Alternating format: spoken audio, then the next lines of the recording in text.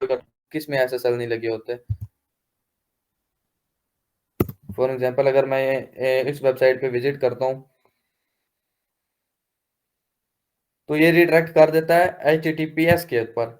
ये आप क्या कर सकते हैं, यहाँ पर एस लगा हुआ है, अगर यहाँ से मैं एस को हटा देता हूँ फॉर एग्जांपल, देन इसको एंटर करता हूँ,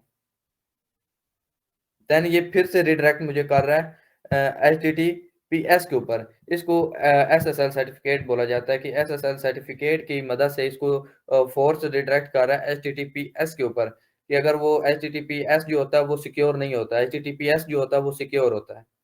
इसकी समझ आ गया SSL की।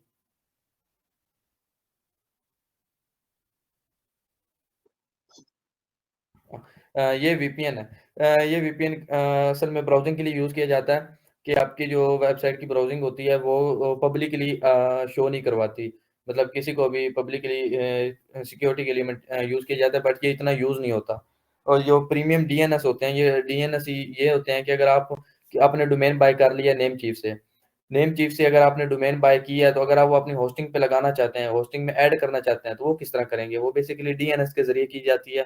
तो आप डीएनएस अपडेट करेंगे, जो आपके होस्टिंग प्रोवाइडर के जो भी डीएनएस सर्वर्स होंगे, उनको आपने यहाँ पर इंक्लूड करना होता है, लगाना होता है। तो वो होस्टिंग प्रोवाइडर जो होता है, वो वहाँ पर देता है आपको, तो वो आपने यहाँ पर लगाने होते हैं नेम चीफ में, जहाँ पर आप बाय करते हैं डोमेन के अंदर। देन वहाँ पर आपने डोमेन ऐड कर सकते हैं। ये डीएनएस होते हैं। एंड जो ये सोशल मीडिया मैनेजर, ये भी इतना यूज़ नहीं होता। साइट लॉक वेबसाइट प्रोटेक्शन, ये साइट लॉक प्रोटेक्शन वो होता है, ये वेबसाइट की जो सिक्योरिटी होती है उसको मेंटेन करने के लिए यूज़ किया जाता है बेसिकली। आगे समझ सबको?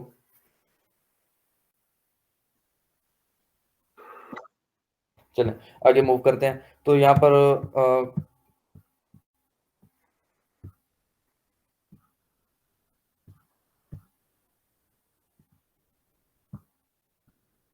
चलें यहाँ पर ओनली चेकआउट पे हम क्लिक कर देते हैं।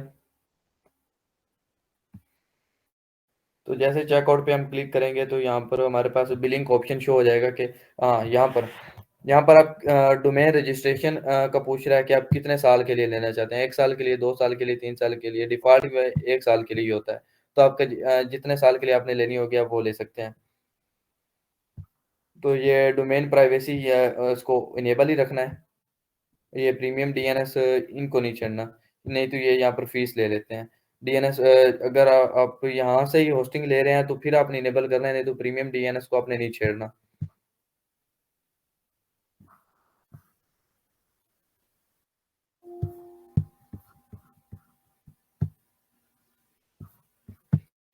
देन ये जो सेटिंग हुई हुई है इसको ऐसे ही रहने देना है। अगर आप 2 साल के लिए लेना चाहते हैं, यहाँ से 2 साल के लिए कर लेना है। अगर आप यहीं से ही, अगर कस्टमर आपको कहता है कि हाँ, नेम चीफ से अगर डोमेन बाय करने हैं तो नेम चीफ से ही आप होस्टिंग बाय कर लें, तो देन आपने प्रीमियम डीएनएस लेने हैं। इसके अलावा आपने प्रीमियम डीएनएस नहीं वगैरह कुछ भी नहीं लेना। तो यहाँ से आप अगर आप डोमेन लेना चाहते हैं, यहाँ से होस्टिंग लेना चाहते हैं, यहाँ से ये ऐड कर लेना, अदरवाइज़ यहाँ से नहीं करना। अगर आपके पास कोई कूपन कोड है, उसका प्रोमो कोड कोई अवेलेबल है, तो यहाँ पर वो आप लगा के अप्लाई कर सकते हैं ताकि ये जो प्राइस है, ये थोड़ी-सी कम हो जाए। तो बेसिकली यहाँ पर अभी कूपन कोड अवेलेबल नहीं है मेरे पास, तो इस वजह से हाँ, अगर आपके पास कोई कूपन कोड होगा तो आप यहाँ पर लगाएँगे, अप्लाई करेंगे तो इसमें कुछ डिस्काउंट आपको मिल जाता है। तो हम कन्फर्म ऑर्डर पे क्लिक करते हैं।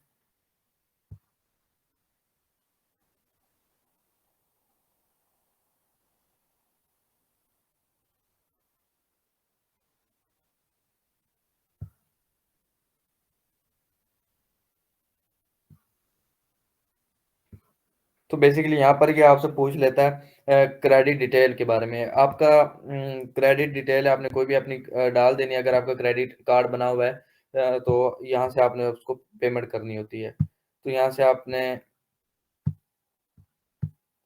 ये असल में मेरा क्रेडिट कार्ड लगा हुआ है, अगर ये मैं लगाऊँगा तो मेरे अकाउंट में से पेमेंट काट ली जाएगी और डोमेन जो है ये मुझे मिल जाएगी। तो बेसिकली यहाँ पर आपने, अगर आपका कोई लगा हुआ है तो आपने वो लगा लेना है। तो इसको भी मैं कैंसल ही करता हूँ। तो आपने वहाँ पर अपना क्रेडिट कार्ड नंबर लिखना है और जो भी उसकी डिटेल्स होती है वो आपने यहाँ पर फिलअप करनी है। फिलअप करने के बाद जस्ट आपने जो भी बिलिंग कॉन्टैक्ट होगा वो आपने यहाँ से भी जो मेरा मीरमज़ा और मेरा जो जितनी भी डिटेल जो है वो मेरे पर्सनल यहाँ पर शो हो रही है। तो सिंपली आपने यहाँ से इसको कंटिन्यू कर देना है। देन ये आपकी जो होगी बिलिंग वो ऑर्डर कंफर्म हो जाएगा और ये आपको ईमेल आ जाएगा, आपके अकाउंट में से पैसे काट लिए जाएँगे और आपको डोमेन जो है वो इधर मिल जाएगी। किधर मिलेगी मैं आपको वो भी दिखा देता हूँ। डोमेन जब आप बाय करेंगे वो आपके पास किस जगह पर शो होगी मैं आपको वो भी दिखा देता हूँ। डोमेन आपको इस जगह पर शो हो रही होगी। ये इस जगह पर शो हो रही होगी। ये Hamza code lab dot online वाली है, वो मैंने नेम चीफ से बाय की थी इस अकाउंट से। तो ये वाली मुझे शो हो रही है। इसकी ऑल डिटेल्स मुझे शो हो रही हैं।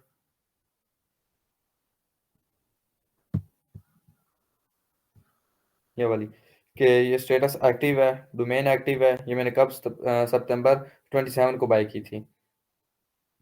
तो 1 साल के लिए एडवांस डीएनएस। ये डीएनएस क्या चीज़ होती है मैंने आपको पढ़ा दिया है। ये मैंने अपनी होस्टिंग के साथ अटैच किए हुए हैं। तो डोमेन की सारी समझ आ चुकी है, डोमेन बाय कैसे करनी है और डोमेन फाइंड कैसे करनी है। आई थिंक इसमें कोई कंफ्यूजन तो नहीं है किसी को। होस्टिंग की तरफ मूव करें।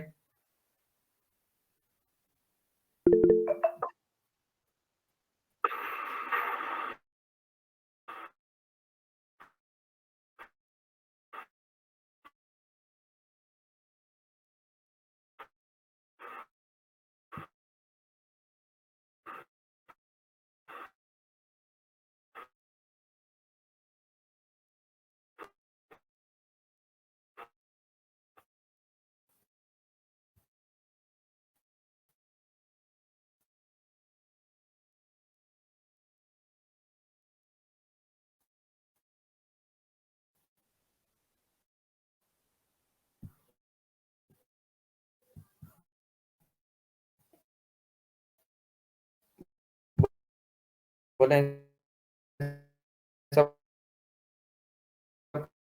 समझ आई डोमेन के बारे में। जी जी सर। सर। जी मैं आपको एक चीज क्लियर करवा दूं डोमेन एंड होस्टिंग की। डोमेन हमने पढ़ ली। डोमेन बेस करते हैं तो आप कहीं से भी होस्टिंग बाय कर सकते हैं। होस्टिंग आप होस्टिंगर से बाय कर सकते हैं। होस्टिंगर आप सी पैनल से बाय कर सकते हैं। होस्टिंगर किसी भी होस्टिंग प्रोवाइडर से आप होस्टिंग बाय कर सकते हैं। होस्टिंग बाय करने का भी सेम प्रोसीजर है जो मैंने आपको डोमेन बाय करने का बता दिया। तो बेसिकली जो होस्टिंग है, तो आपको एक और चीज बताता चलूं, जो होस्टिंग कंपनी है वो मेरी खुद की अपनी कंपनी है। तो उस कंपनी का नेम है जनावा होस्ट। तो हमारी खुद की होस्टिंग कंपनी है। तो अगर आप वहां से बाय करना चाहते हैं तो वहां से कर लें। जो हमारी कंपनी है मैं आपको वो दिखा देता हूँ, स्टैक सीपी। स्टैक सीपी ये वाली जो जनावा होस्ट की कंपनी है, इसे हमने ली हुई है स्टैक सीपी वाली कंपनी। तो बेसिकली ये वाली हमारी अपनी खुद की होस्टिंग कंपनी है। तो यहाँ से मैं अपना कोई भी अकाउंट लॉगिन कर लेता हूँ बेसिकली।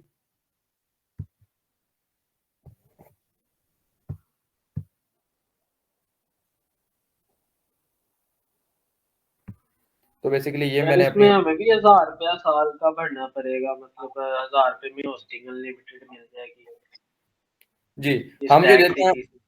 जी हम 1000 रुपये में अनलिमिटेड देते हैं। ये मैंने आपको शायद पहली क्लास में ही बताया था। जी जी, मैं ये कंफर्म करना चाह रहा हूँ, मतलब मिल जाएगा ना, तसल्ली है कि 1000 रुपये में हम चाहे 10 20 जितनी मर्जी वेबसाइट होस्ट कर लें।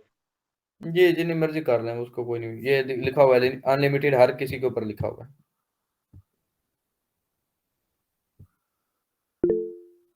तो ये देख सकते हैं ये मैंने डोमेन्स कितनी ज़्यादा एक अकाउंट में मैंने रखी हुई हैं। तो बेसिकली ये एक अकाउंट नहीं, मेरे पास काफ़ी अकाउंट्स हैं जहाँ पर मैंने डोमेन्स रखी हुई हैं। तो बेसिकली ये आप देख सकते हैं। एक एक चीज़ पढ़ा देता हूँ आपको। तो ये जो डोमेन्स हैं, ये डोमेन्स पड़ी हुई हैं और जिनके ऊपर वर्ल्ड प्रेस बना हुआ है, मतलब इन डोमेन्स के ऊपर वर्ल्ड प्रेस इंस्टॉल्ड है। यहाँ पर साथ लिखा भी हुआ है वर्ल्ड प्रेस है। और जो लिनक्स लिखा हुआ है, बेसिकली लिनक्स का अनलिमिटेड का मतलब होता है कि यहाँ पर काफ़ी ज़्यादा आप ऐड कर सकते हैं डोमेन्स को। समझ आ गई सबको? जी जी सर। जी सर हाँ, तो यहाँ से मैं देख लेता हूँ कोई अगर मेरे पास रैंडमली पड़ी हुई है जो इस टाइम यूज़ में ना हो डोमेन।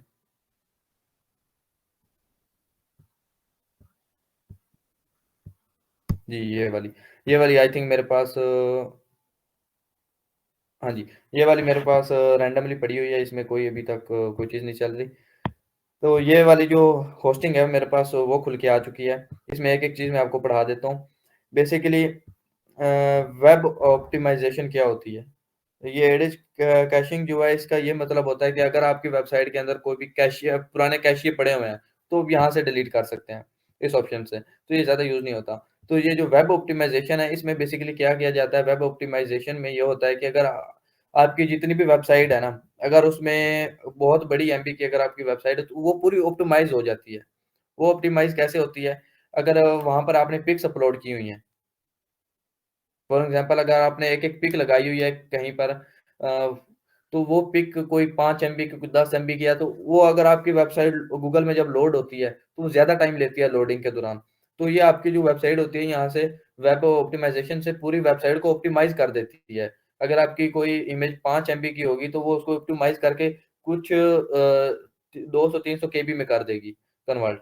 तो आपने कुछ देखी होंगी गूगल पर इमेजेस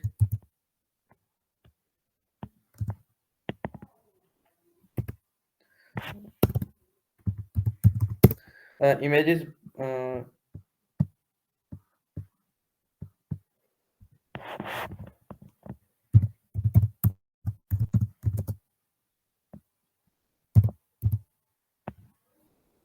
फ्लावर इमेजेस। तो यहाँ से अगर कोई हम इमेज देखें जो ऑप्टिमाइज्ड हो,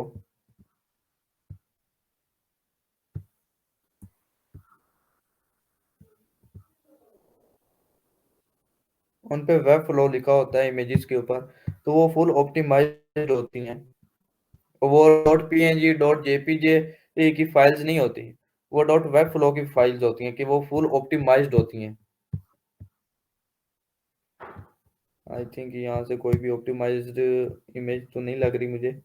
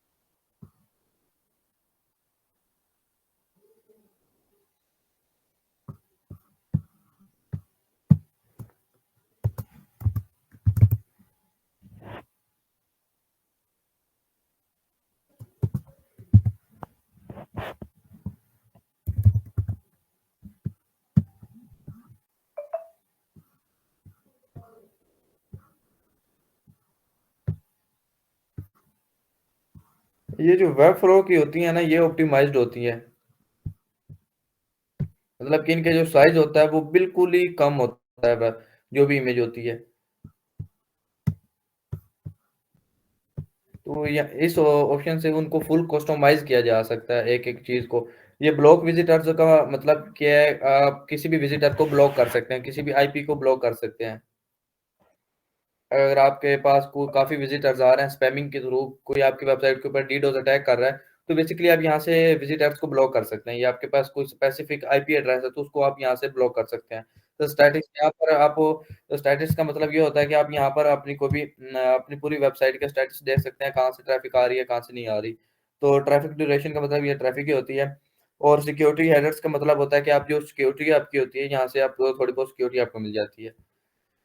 तो या फाइल मैनेजर, ये जो वेब फाइल्स होती हैं, इसमें आपकी पूरी वेबसाइट का डाटा पड़ा होता है। ए टू ज़ेड आपकी वेबसाइट का डाटा पड़ा होता है। ये जो फाइल मैनेजर है, इसमें आपके जितने भी सोर्स कोड होते हैं, पूरी वेबसाइट जो होती है, वो आपके फाइल मैनेजर में पड़ी होती है। एफटीपी के अकाउंट्स क्या होते हैं? बेसिकली एफटीपी जो चीज़ एफटीपी प्रोटोकॉल, ये एफटीपी प्रोटोकॉल क्या चीज़ होती है?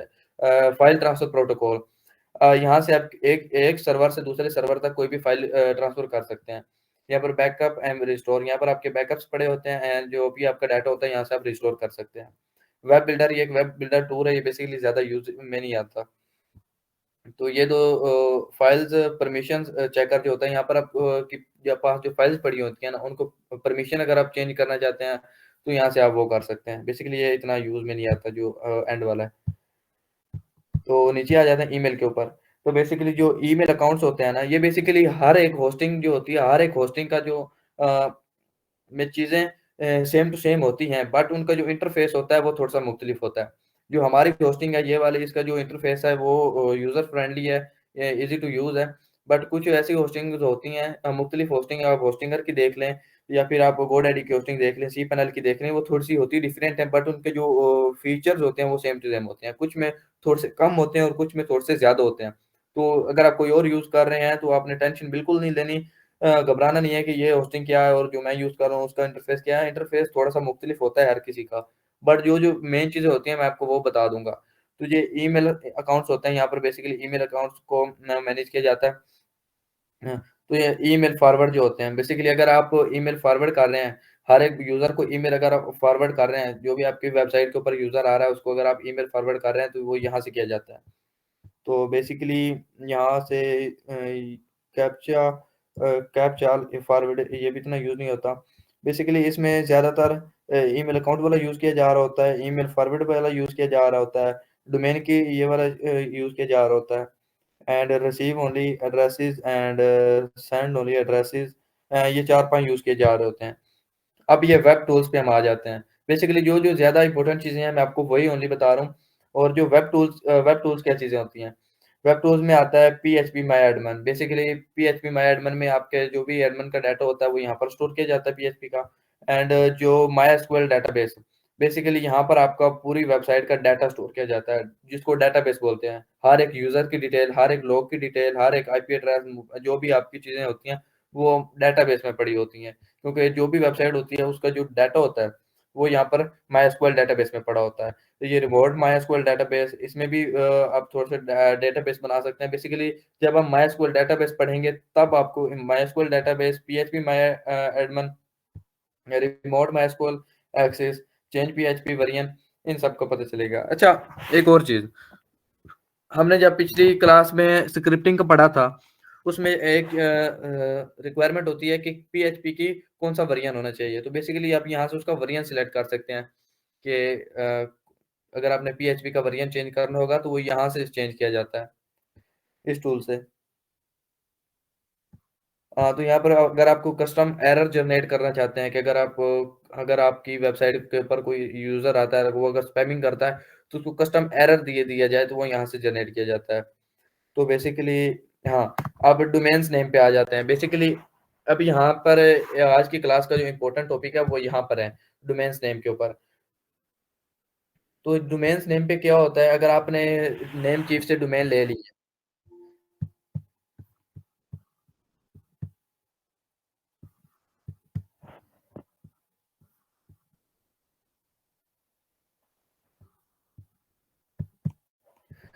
बेसिकली डोमेन नेम से क्या होता है अगर आपने नेम चीफ से या पोर्क हब से कहीं से भी डोमेन बाय कर ली है, तो उसको अब ऐड कैसे करना है यहाँ पर? ऐड करने के लिए यहाँ से सिंपली डोमेन्स पे आ जाना है। ये डोमेन्स पे आपने क्लिक कर देना है। किसी भी आप अगर होस्टिंग प्रोवाइडर से कर रहे हैं तो सिंपली आपने क्या करना है, यहाँ पर आपने डोमेन का नेम लिख लेना है, ऐड डोमेन पे क्लिक कर देना है, आपकी डोमेन ऐड हो जाएगी आपकी होस्टिंग के ऊपर बेसिकली। तो ये किस तरह करते हैं? तो सबसे पहले तो आपको वहाँ पर डीएनएस अपने अपडेट करने होंगे। यहाँ पर मैनेज डीएनएस पे आपने क्लिक करना है। तो यहाँ पर आपको डीएनएस प्रोवाइड कर दिए जाते हैं। तो यहाँ से तो मैनेज किए जाते हैं। बेसिकली जब आप कहीं से होस्टिंग बाय करेंगे ना, अगर हम हमारे पास से होस्टिंग बाय करेंगे किसी भी होस्टिंग प्रोवाइडर से जब बाय करेंगे तो आपको एक ईमेल आता है। उस ईमेल के अंदर ही वो जो डीएनएस सर्विसेज डीएनएस सर्वर्स होते हैं वो आपको प्रोवाइड किए जाते हैं। उस ईमेल के अंदर स्पेसिफिक ईमेल के अंदर आपको प्रोवाइड किए जाते हैं। उसके अलावा अगर आप कहीं से डोमेन बाय करते हैं तो वहाँ पर भी आपको वो डीएनएस जो सर्वर्स होते हैं वहाँ पर वो प्रोवाइड किए जाते हैं होस्टिंग के लिए। तो वो ईमेल के अंदर होते हैं।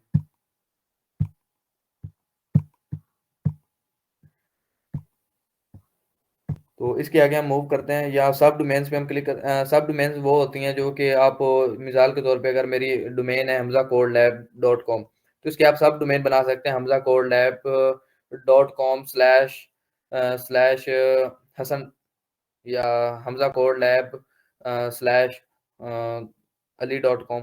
इस तरह के आप सब डोमेन यहाँ पर एक बना सकते हैं। यहाँ पर मैंने सर DNS ये रूल, सब डोमेन खरीदनी पड़ती हैं, इसके बारे में बताएं। नहीं सब डोमेन्स खरीदनी नहीं पड़ती, ये यहीं से आप बना लेते हैं। तो बेसिकली ये इतनी यूज में नहीं आती, ना हमने कभी इतनी यूज की है। तो बेसिकली जो आपकी डोमेन होती है ना, उस डोमेन के ये सब डोमेन बना के दे देता है आपको।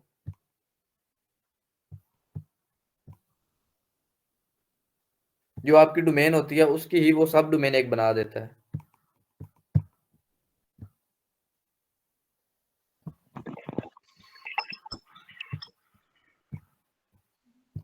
तो यहाँ पर सिक्योरिटी में हम आ जाते हैं। तो सिक्योरिटी में एसएसएच जो एक्सेस होता है, ये बेसिकली ये थोड़ा सिक्योरिटी को चीज़ों में आ जाती है। यहाँ पर जो चीज़ें यूज़ की जाती हैं वो होती हैं हॉट लिंक प्रोटेक्शन। ये हॉट लिंक प्रोटेक्शन जो होती है बेसिकली अगर आपकी वेबसाइट के ऊपर ज़्यादा ट्रैफिक आ रही है या कुछ स्पैमिंग की जा रही है, तो ये हॉट लिंक प्रोटेक्शन लग जाती इनेबल हो जाती है। होल्डिंग प्रोटेक्शन होती क्या है बेसिकली? होल्डिंग प्रोटेक्शन ये होती है कि इसको मैं ओपन करके आपको दिखा देता हूँ।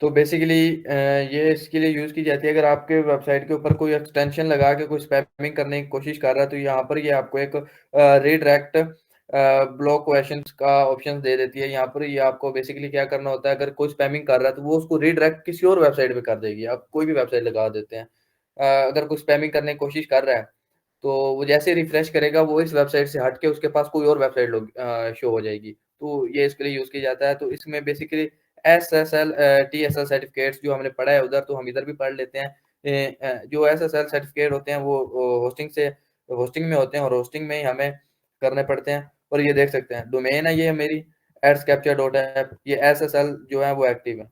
यहाँ से मैं इस पे क्लिक करूंगा तो ये डीएक्टिवेट हो जाएंगे। जैसे इस पे मैं क्लिक करूंगा तो ये डीएक्टिवेट हो जाएंगे। बेसिकली मैं इसको डीएक्टिवेट नहीं करता अभी। हाँ, और क्या चीज़ करनी है आप लोगों ने, जब भी आप एसएसएल सर्टिफिकेट यहाँ पर डीएक्टिवेट लिखा हो, यहाँ पर एक्टिवेट का ऑप्शन होगा, उस पे आपने एक्टिवेट कर लेना है, तो एक्टिवेट हो जाएँगे। तो और क्या करना है आपने, ये फोर्स एचटीटीपीएस को, ये आपकी जो होगी ये डिसेबल होगी, इसको आपने इनेबल लाज़मी कर लेना है। अभी मैं आपको ये वाली वेबसाइट आपको खोल के दिखा देता हूँ। सर जी एक चीज बताएं कि एसएसएल सर्टिफिकेट कितना इम्पोर्टेंट है, ये जरूरी होना चाहिए कि ना भी हो, गुजारा हो जाता है। मैं कहता हूँ इसके बगैर वेबसाइट चल ही नहीं सकती।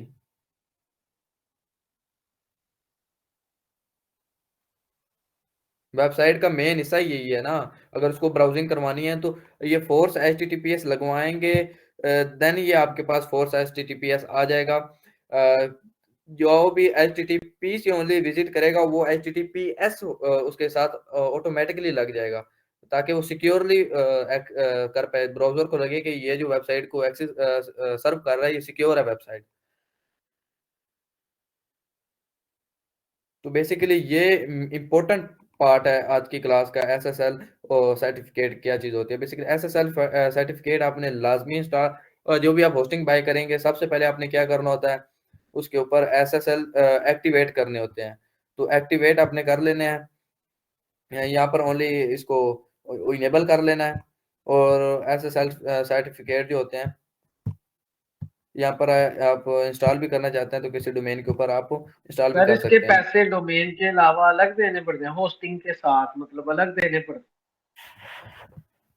ये तो आप अगर आप डोमेन बाय कर रहे हैं, डोमेन और होस्टिंग के अलग-अलग पैसे लगते हैं ना। अगर आप डोमेन बाय कर लें किसी और चीज़ कहीं से बाय कर लें, बेसिकली जो ज़्यादा यूज़ की जाती हैं होस्टिंग्स, मैं आपको बता देता हूँ। सी पैनल की ज़्यादा डेवलपर यूज़ करते हैं। सी पैनल की होस्टिंग आपने सुनी होगी।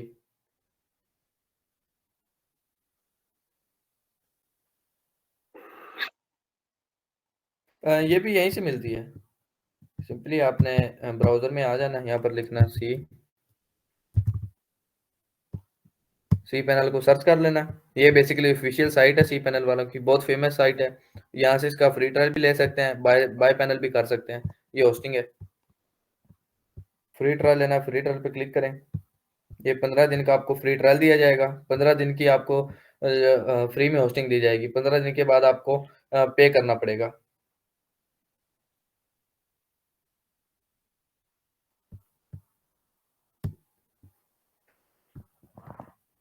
तो ये एसएसएल सर्टिफिकेट होते हैं। इनको अगर इनेबल नहीं करेंगे, ओनली आपने क्या करना है, एसएसएल सर्टिफिकेट में आ जाना है। यहाँ पर आपको क्रॉस लगा हुआ आएगा कि इनएक्टिवेट है, तो यहाँ पर एक्टिवेट का ऑप्शन होगा, एक्टिवेट कर लेना है।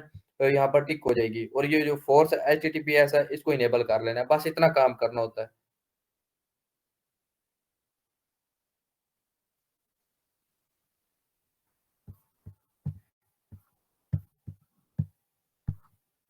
और सिक्योरिटी में और क्या चीज़ है, password protection. Basically password protection के लिए ये हर पासवर्ड को इनक्रिप्ट कर देता है। इसमें बस यही साइंस है कि हर पासवर्ड को ये इनक्रिप्ट कर देता है। इसमें बस यही साइंस है। और डायरेक्टरी इंडेक्सिंग इसको सो रहे हैं। और मालवेयर स्कैन, ये बेसिकली आपको मालवेयर स्कैन करता रहता है कि अगर आपकी वेबसाइट के, आपकी होस्टिंग के अंदर किसी हैकर ने अटैक किया है, फॉर एग्जांपल कोई हैकर आपके होस्टिंग में घुस जाता है या वेबसाइट के अंदर घुस जाता है किसी भी तरीके से, माइस्क्वेल इंजेक्शन करके, अगर आपको हैकिंग के बारे में थोड़ा सा भी पता है तो माइस्क्वेल इंजेक्शन करके कोई भी आपके वेबसाइट के अंदर मालवेयर को इंजेक्ट कर देता है। तो आप यहाँ से मालवेयर स्कैनर, ये आपको डेली रूटीन पे चेक करते रहा करें, एक दो अगर आप करते हैं तो ये आपको बता देता है कि कहाँ पर ये मालवेयर है। यहाँ पर स्टार्ट स्कैन पे क्लिक करेंगे तो ये पूरी वेबसाइट को स्कैन करना स्टार्ट कर देगा। इसमें जो भी मालवेयर की इसको नज़र आएँगे, डिटेक्ट करेगा, ये मुझे यहाँ पर दिखा देगा कि यहाँ पर ये मालवेयर है, तो वहाँ से जाके इसको रिमूव कर लें। हाँ जी, लॉग्स एंड स्टैटिक्स, ये क्या चीज़ होती है? यहाँ पर हमें ऑल यूज़र्स के लॉग्स अवेलेबल मिलते हैं। बेसिकली कि कौन यूज़र है, कहाँ से आ रहा है, उसमें क्या एरर आ रहा है। जो एरर लॉग्स होते हैं वो भी यहीं पर बन के आते हैं। ये जो एक्सेस एरर लॉग्स हैं, तो यहाँ पर डेली बेस पे जो होते हैं लॉग्स वो बनते रहते हैं। देख सकते हैं ये लॉग्स बने पड़े हैं। ये जो लॉग्स हैं ये डेली रूटीन पे बनते रहते हैं,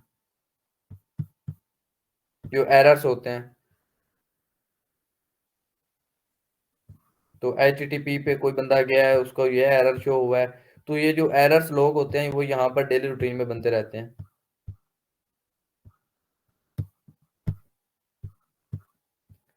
सॉरी, ये एक्सिस लॉग हैं कि कितने लोगों ने एक्सेस किया है, तो ये एरर्स लॉग होते हैं, ये जो ऊपर है। यहाँ पर डेली बेस पे जो लॉग्स होते हैं ना, वो यहाँ पर क्रिएट होते रहते हैं, और यहाँ पर इसको आप डाउनलोड भी कर सकते हैं। और इसके बाद ये नीचे चीज़ें हैं, ये इतनी यूज़ में नहीं आती।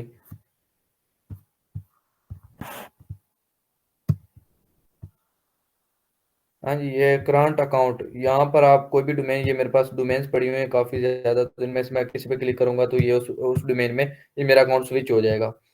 तो अकाउंट इन्फॉर्मेशन, यहाँ पर अकाउंट इन्फॉर्मेशन दी गई होती है। प्राइमरी डोमेन ये है, package type Linux to domains.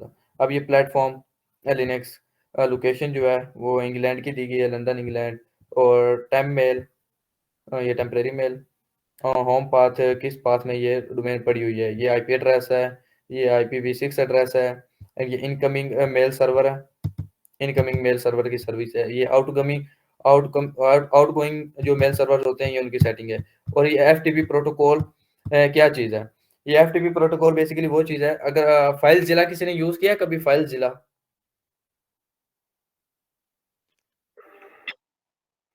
तो बेसिकली ये फाइल जिला के लिए यूज़ किया जाता है। फॉर एग्जांपल अगर आप वेबसाइट है, आपने लाइव की हुई है, तो आप लाइव एडिटिंग करना चाहते हैं।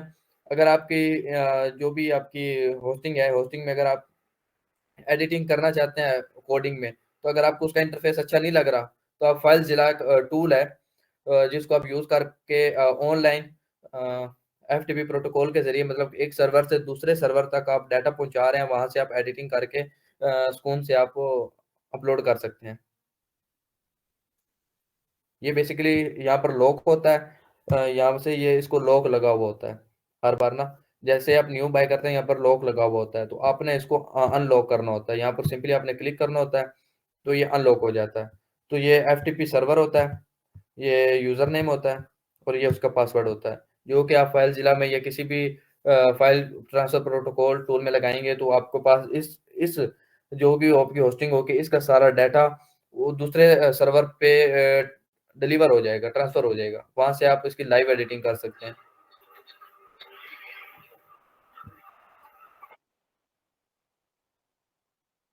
हाँ जी, मतलब कि इस जो डोमेन और होस्टिंग की जितना भी डाटा होगा वो दूसरे सर्वर पर डिलीवर हो जाएगा, तो आप वहां से इसको मैनेज कर सकते हैं।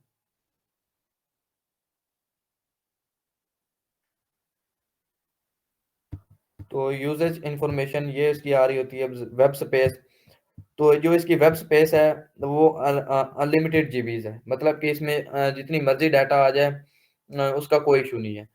क्योंकि यहाँ पर जो भी आप होस्टिंग बाय करते हैं उसमें दिया हुआ होता है कि आप कितने जीबीज की आपको स्पेस दी जा रही है, कितना आपको डेटाबेस की स्पेस दी जा रही है, कितने ईमेल्स अकाउंट की स्पेस दी जा रही है, कितनी एफटीपी प्रोटोकॉल्स की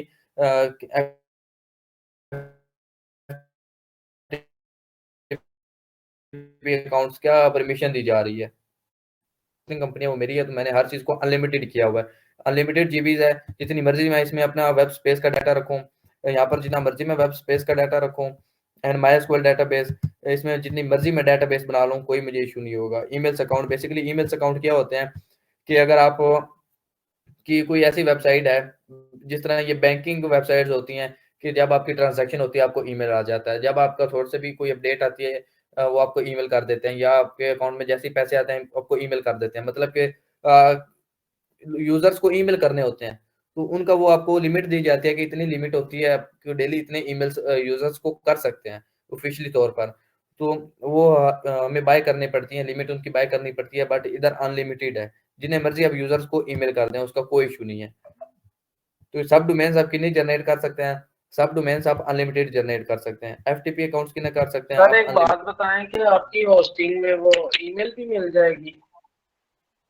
जी, बिजनेस ईमेल मिल जाएगी, वो आपने खुद फिर बनानी होगी, खुद रखनी होगी, कौन सी आप रखते मतलब वो उसी 1000 रुपए के अंदर ही है? हैं। जी, ठीक हो सबसे गया। सस्ती सबसे सस्ती, और मतलब कहता हूँ कि चीप प्राइस में हमारी ही मिल रही है इस टाइम। जी सर, ऐसे ही है। तो एक और चीज पढ़ा देता हूँ आपको वेब फाइल्स के बारे में। फाइल मैनेजर में जो हमारा डाटा पड़ा होता है, मैं आपको ये दिखा देता हूँ। ये बेसिकली जो मेरे पास फिजिकली स्टूडेंट्स आते हैं, ये डोमेन मैंने उन बच्चों को दी हुई है, तो उनमें वो प्रैक्टिस वगैरह करते हैं, उनमें ये पब्लिक एचटीएमएल में मैंने उनके फोल्डर्स बनाए हुए हैं। बेसिकली वो तो मैंने डेल करते हैं, ये दो फोल्डर्स अवेलेबल हैं, ये हमजा वाले में मैंने आई थिंक कोई रखी हुई है। हाँ जी, ये मैं आपकी नेक्स्ट क्लास के लिए मैंने ये एक स्क्रिप्ट इंस्टॉल करके रखी हुई है। तो यहाँ से हम नेक्स्ट क्लास में बात करेंगे कि इसको स्क्रिप्ट को, अगर आप में से अगर किसी ने पिछली क्लास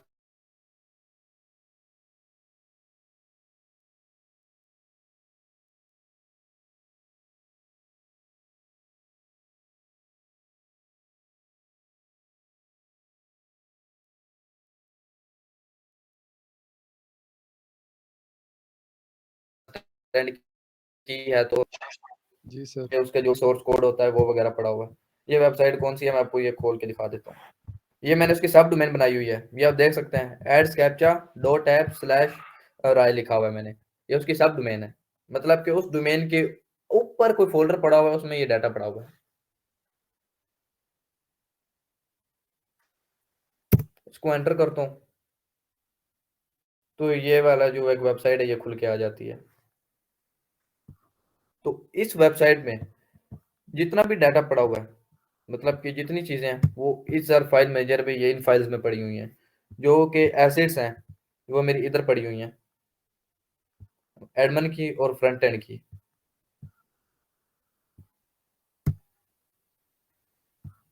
पेजेस इधर पड़े हुए हैं, CSS ये पड़ी हुई है।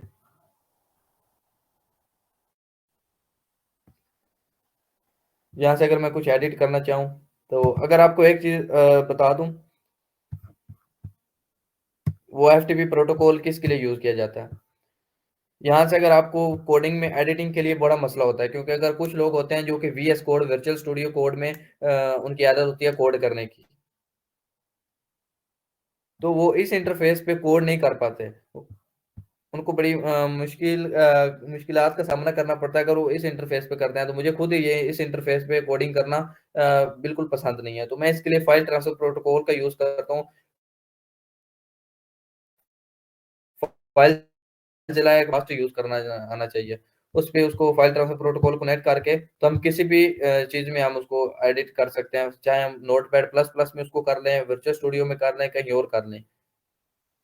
तो वो लाइव हमारी एडिटिंग हो रही होती है उसके ज़रिए।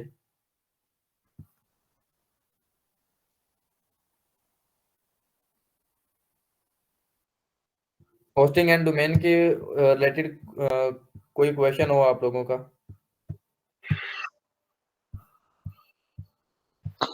अच्छा सर, मैं ना बेसिकली सब थोड़ा सा क्लियर हो लेट हो गया था, तो अगर आप इस क्लास को समराइज कर दें, बाकी 6 मिनट रह गए हैं।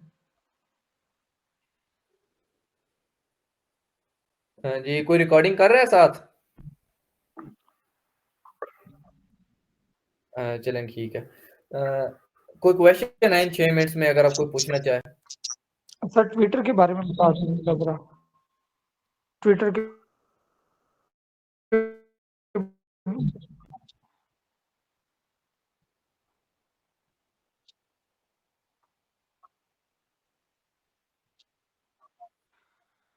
हाँ, होस्टिंग जो है 15 दिन के लिए सी पैनल की जो है वो अवेलेबल है। 15 दिन का वो ट्रायल देते हैं, वो आप यूज़ करें, वो बेस्ट वे है।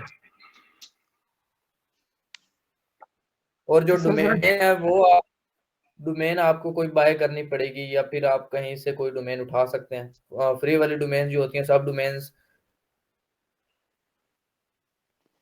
सर्च कर लें, कहीं से फ्री डोमेन मिल जाए। अच्छा सर, ये ट्विटर के बारे में बताइएगा, उसकी मोनेटाइजेशन के बारे में आप कुछ कह रहे थे। हाँ, ट्विटर के बारे में आपको एक चीज़ बता दूँ। बेसिकली जो आप ट्विटर है ना, वो ट्विटर फुली चेंज हो चुका है। पहले ट्विटर क्या होता था, ट्विटर पे जो सेलिब्रिटीज़ वगैरह होते थे, जो बड़ी शख्सियत के लोग होते थे, उनकी ब्लू टिक ऑन होती थी और उनकी ही पोस्टें रैंक कर रही होती थी। हमारी पोस्टों की कोई मायने नहीं होते थे। हमारी अगर हम पोस्ट भी करते थे न्यू यूज़र, तो वो रैंक ही नहीं करती थी। अब जब इलॉन मस्क ने ट्विटर को बाय किया है, तो उसने जो ब्लू टिक है, वो सबके लिए आम कर दी है। $8 पे करें और ब्लू टिक ले जाएँ। तो हर यूजर जो है जिधर-जुधर से आए हैं, तो ट्विटर पे अब यूजर्स की जो तादाद है, वो दूसरे बड़े लोगों की बदले में जो हमारे नॉर्मल यूजर्स होते हैं, वो ट्विटर पे बहुत आ चुके हैं। जो कि फेसबुक से इधर-उधर से जितने भी यूजर्स थे, वो ट्विटर पे आ चुके हैं। सर पाकिस्तान में मोनेटाइजेशन है, उसके पैसे मिल जाते? जी, उसके भी क्राइटेरिया होते हैं। मोनेटाइजेशन पाकिस्तान में ऑन है। मेरे काफ़ी दोस्त हैं जो ट्विटर पे मोनेटाइजेशन ऑन करके बैठे हुए हैं, तो कोई इश्यू नहीं है। मेथड मैं पता करवा लूँगा। ठीक हो गया। सबसे पहले तो आपका ये होना चाहिए ना गोल कि आपको ट्विटर यूज़ करें और अपनी जो पोस्ट है ना डेली रेगुलरली पोस्ट करें। मैं आपको अपनी प्रोफ़ाइल का लिंक भेज दूँगा। बेसिकली हमने क्या करना है, जो अपनी प्रोफ़ाइल्स होंगी ना, उन पे जाना है, विज़िट करना है। ट्विटर के एल्गोरिथम में हमें अपने आप को एक्टिव शो करवाना है। तो हमें ज़्यादा से ज़्यादा लोगों को पोस्टों के ऊपर कमेंट्स करने चाहिए, लाइक करने चाहिए एंड फ़ॉलो करने चाहिए। एक बार आप ना जो एक्टिव मेंबर होंगे ना उनको फ़ॉलो करते जाएँ। फ़ॉलो करने के बाद आपको फ़ॉलो बैक मिलेगा। आप कम से कम एक 200-300 फॉलोवर तो किसी तरीके से करवाएँ ना, ताकि ट्विटर को पता चले कि आप एक्टिव हैं, आपके पास फॉलोवर्स हैं और थोड़े बहुत आपके पास आ रहे हैं, कुछ फॉलो कर रहे हैं और कुछ कुछ ना कुछ एक्टिविटी आप कर रहे हैं ट्विटर के ऊपर। क्योंकि ट्विटर के ऊपर जो अब ऑर्डर्स मिलेंगे ना, वो प्रोफेशनली ऑर्डर्स मिलते हैं। क्योंकि ट्विटर पे जो बंदे होते हैं मैच्योर हैं।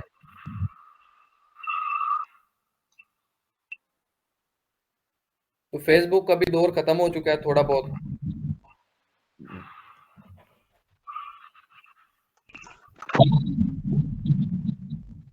जी, इंस्टाग्राम से क्लाइंट मिलते हैं। मैं कह रहा हूँ कि मेरे आज तक मुझे 10 साल हो गए काम करते हुए, मुझे ना फाइवर अकाउंट बनाया, ना वर्क कोई फ्रीलांसर अकाउंट नहीं है मेरा। मैंने ओनली सोशल मीडिया प्लेटफ़ॉर्म से क्लाइंट्स बनाए हैं, जितने भी बनाए हैं अल्हम्दुलिल्लाह। तो मैं इसलिए ज़्यादा सोशल मीडिया प्लेटफ़ॉर्म भी प्रेफ़र करता हूँ लोगों को कि वो ज़्यादा से ज़्यादा यूज़ करें और वहाँ से वो क्लाइंट्स पकड़ें।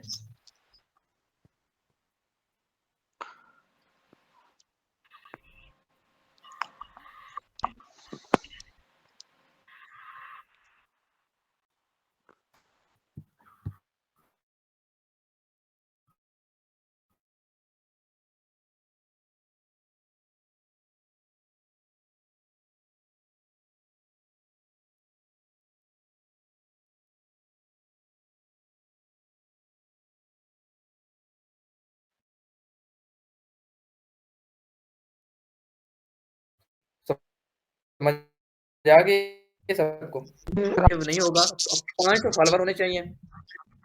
5 फॉलोवर होने चाहिए, उसके बाद आपके दूसरे होने चाहिए क्या कहते हैं आपकी थोड़ी-सी रीच होनी चाहिए, इंप्रेशन होने चाहिए, कमेंट्स जी, आपकी जी। पोस्टों के नीचे लाइक्स होने चाहिए, ऑडियंस होनी चाहिए आपके पास, उसके बाद आपके पास ब्लू टिक होनी चाहिए। और दूसरा सर ये नीचे जो सेकंड लाइन में लिखा है yet sports पेआउट्स in your country does not yet sport पेआउट्स in your country, यानी कि वहां पर तो कंट्री की बात की गई है ना कि पाकिस्तान में मोनेटाइजेशन नहीं होगी। बेसिकली ये किसी न किसी तरीके से हम मोनेटाइज़ करवा लेंगे, उसकी हमने टेंशन लेनी। अच्छा, जी ठीक हो गया सर। जी, तो काफ़ी दोस्त हैं जो मोनेटाइजेशन करवा लेते हैं, तो वो मेथड मैं पता करवा लूँगा। जी ठीक है सर, ओके। जी। डोमेन एंड होस्टिंग के बारे में कोई